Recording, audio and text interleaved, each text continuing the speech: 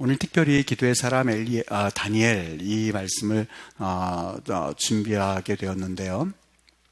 특별히 사람에게 있어서 기도라고 하는 것은 이 나무로 비유해 보면 이 뿌리와 같은 그러한 역할을 하고 있다는 생각이 듭니다. 보이지는 않습니다만 만일 그 뿌리가 없다면 그 줄기가 서 있는 것이 가능하겠습니까? 열매를 맺는 것이 가능하겠습니까?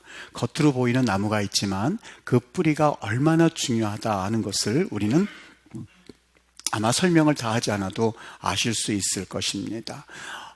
사람도 마찬가지입니다. 보이지는 않습니다만 그 사람의 기도의 파워가, 기도의 힘이 얼마나 있느냐에 따라서 그 사람이 얼마나 놀랍게 쓰임받는가 하는 것을 결정짓는 아주 중요한 하나의 뿌리 역할을 하는 것이 바로 기도입니다.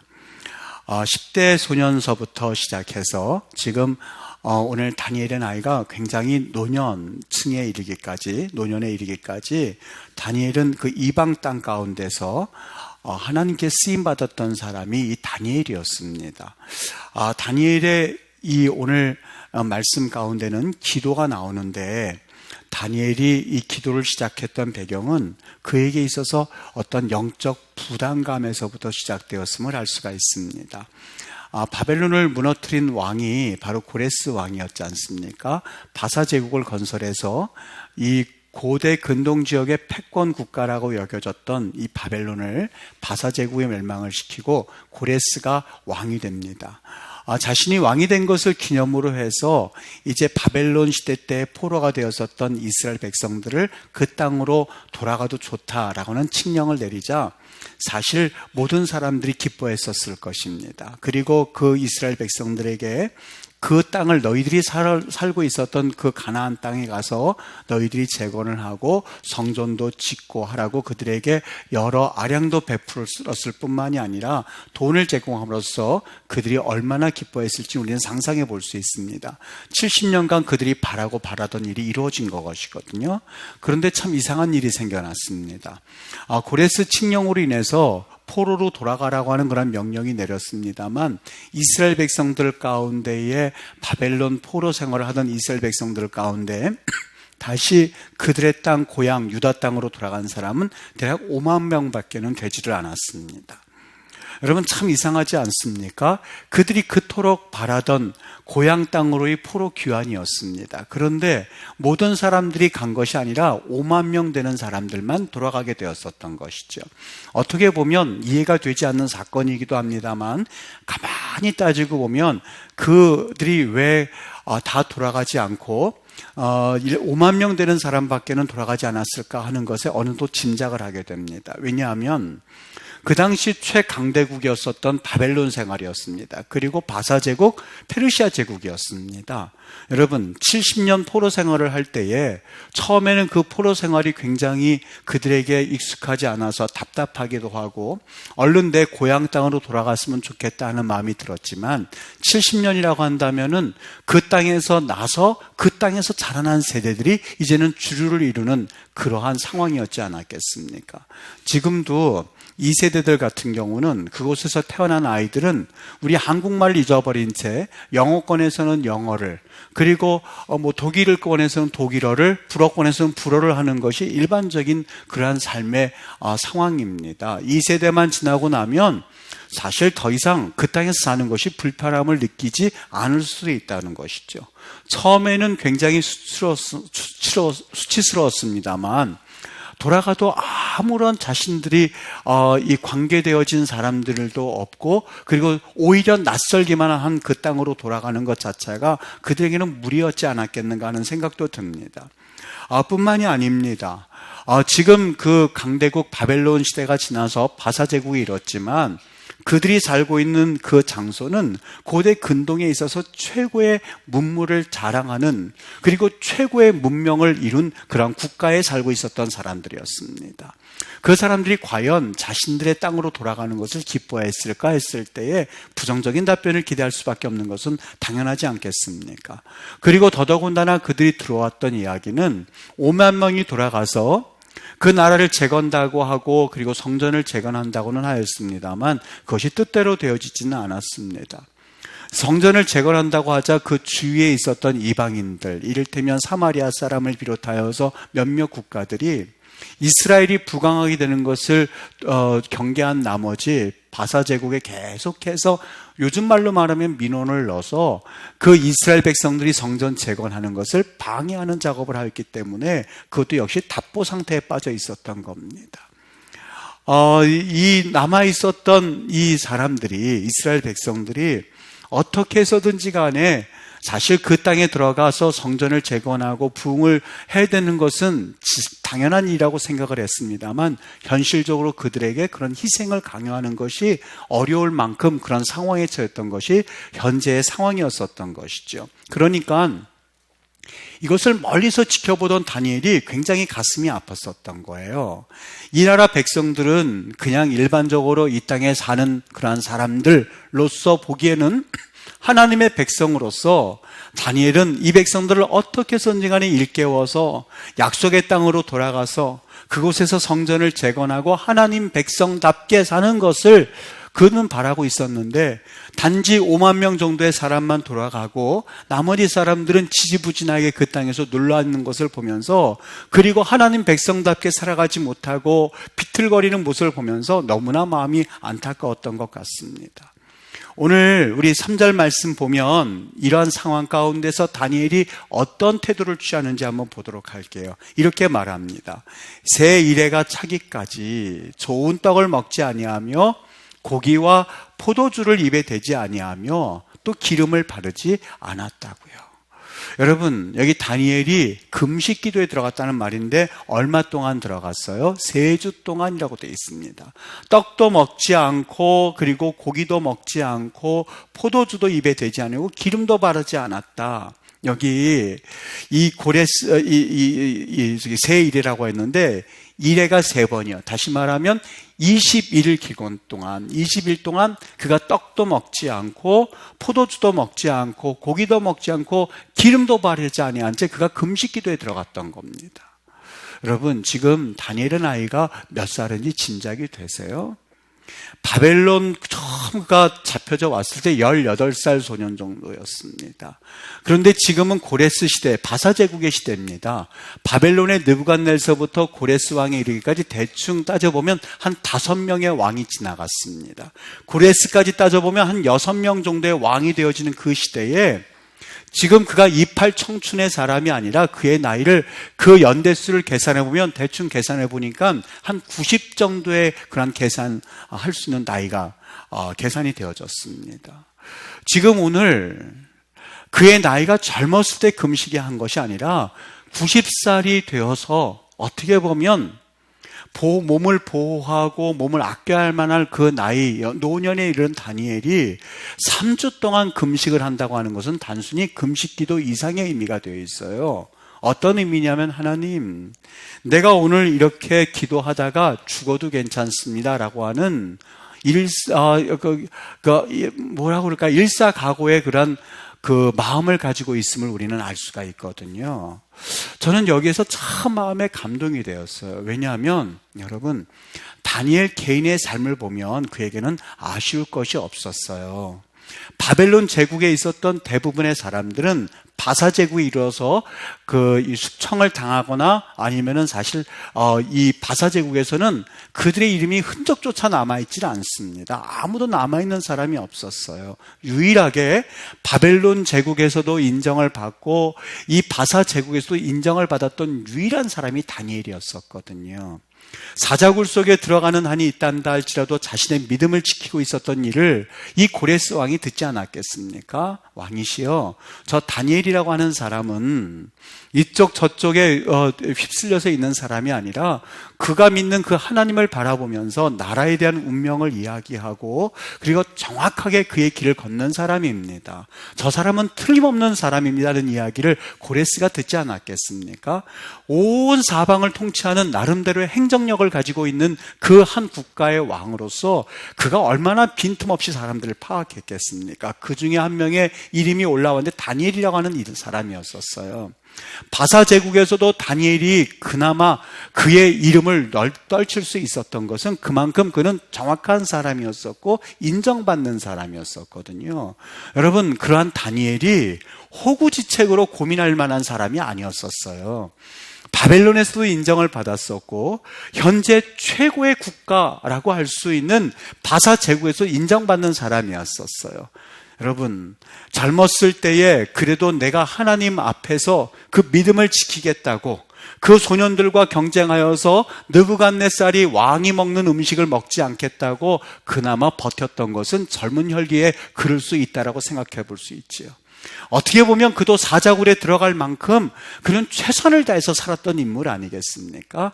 그동안 그렇게 최선을 다했으면 이제는 좀 일 좀 손 놓고 에이 나도 모르겠다, 내가 지금까지 최선을 다했으니까 이제 그 땅으로 고국하여서 재건하는 일은 내 일이 아니라 당신들 일이야, 나도 몰라 라고 말해도 아무도 손가락질할 사람이 없습니다. 그런데 그가 90의 노고를 이끌고 자신의 나라에 대해서 전혀 마음을 쓰고 있지 않는 이스라엘 백성들을 보면서 하나님 앞에 금식하는 광경을 한번 생각해 보십시오. 떡도 먹지 아니하고 고기도 먹지 아니하고 포도주도 먹지 아니하고 기름도 바르지 아니한 채 20일 동안 금식하는 그의 모습을 보면서 무슨 생각이 드십니까? 여러분, 이것이 바로 하나님의 사람들이 살아가는 방법이에요. 하나님의 사람들은 눈에 보이는 환경에 취해서 자신의 영적 사명을 잊지를 않습니다. 그걸 일컬어서 우리는 거룩한 부담감이라고 말해요. 여러분, 오늘 이 다니엘이라고 하는 사람은 사실상 이 땅에 살면서 부족함이라고 하는 것을 느껴보지 못했던 사람이었었어요. 제가 언젠가 몇 주 전에 시편 132편을 가지고 여러분과 함께 묵상한 적이 있었어요. 이 말씀을 보다가 자꾸 그 생각이 저에게 떠오르는 거예요. 너무너무 저의 가슴을 심금을 울리는 그러한 내용이었었어요. 132편 1절에 보면 다윗이 하나님 앞에 겸손하도다라는 장면이 나옵니다. 여기 겸손이란 말은 우노트란 말로 되어 있는데요. 이 우노트란 말이요, 제가 한번 잠깐 말씀을 드렸습니다만 이 말은 하나님과는 전혀 상관이 없이 쉽게 말하면 가난한 사람들이 고통을 당할 때 쓰는 용어가 우노트라는 이야기입니다. 여러분, 가난한 사람들이 이렇게 생각을 해보시죠. 자녀가 밥을 달라고 하고 학용품을 사달라고 신발을 사달라고 할 때 그것을 그 자녀들에게 해주지 못할 때 부모님의 마음이 어떻겠습니까? 아마 내가 못 먹고 내가 못 사는 것은 부모들은 견딜 수 있거든요. 근데 내 새끼가 지금 당장 고통당하는 것을 보지 못하는 것은 사실상 누구나 할 것 없이 마음 아파하는 것은 인지상정이에요.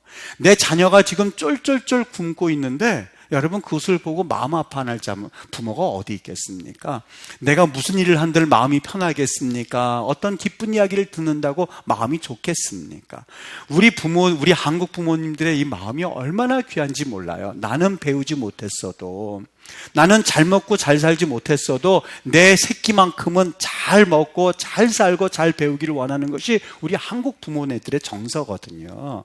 그런데 이 우노트라고 하는 말은 가난한 사람들 이 느끼는 고통을 일컬어서 우노트라고 그러거든요. 여러분, 지금 다윗이 어떤 상황인지 아십니까? 백향목궁에 사는 사람이었었어요. 왕이었었어요. 그가 우노트란 감정이 있을 리가 없어요. 도대체 그가 왜 이런 단어를 썼을까? 저는 그게 무척 궁금했어요. 그러다가 느꼈던 마음이 하나님의 법궤를 찾기까지 그가 눈도 붙이지 아니하고 졸지도 못하고 잠을 자지도 못하고 장막에 들어가지 않겠습니다는 그 뒷배경을 보면서 얼마나 내 마음이 하나님 주시는 그 다윗의 마음을 느껴져서 얼마나 마음이 감동이 됐는지 모릅니다.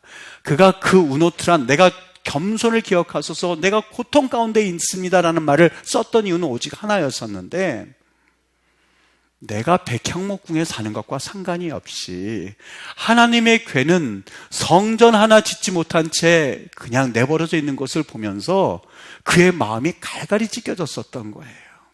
마치 자녀들이 무엇을 달라고 했을 때 어떤 이야기를 들어도 기뻐하지 못하는 그 부모의 심정처럼 내가 왕궁에 있어도 하나님의 법궤가 버려져 있는 것을 보고 마음 아파하고, 내가 왕궁에 있어도 하나님의 법궤에 먼지가 쌓여져 있는 것을 보면서 마음 아파하는 그 다윗의 마음을 우리는 거기에서 읽어볼 수가 있는 거죠. 여러분, 하나님의 사람들이란 바로 이렇게 살아가는 사람들을 말해요. 내 배가 부르고 그리고 나의 모든 서라운딩, 모든 조건이 다 갖춰졌다고 해서 기뻐하는 것이 아니라, 여기 오늘 다니엘의 모습처럼 하나님의 성전이 완성되어야만 하고 하나님의 사람들이 다시 돌아가서 하나님의 일들을 감당해야만 하는데, 그 하나님의 일들이 진행되지 않는 모습을 보면서 그에게는 부담감이 생기기 시작했었던 거예요. 그것을 일컬어서 거룩한 부담이라고 말합니다.